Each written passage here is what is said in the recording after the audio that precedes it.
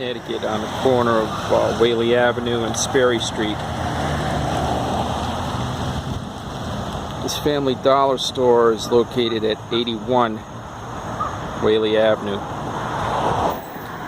Back in the 1960s, part of the property was 87 Whaley Avenue. It was known as the University Restaurant.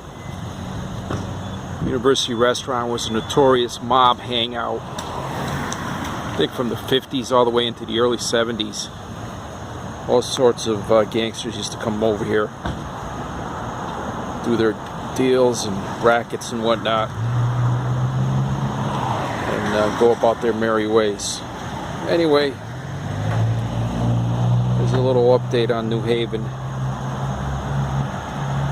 The University Restaurant is long gone. It's become a Family Dollar. Thanks for watching my video.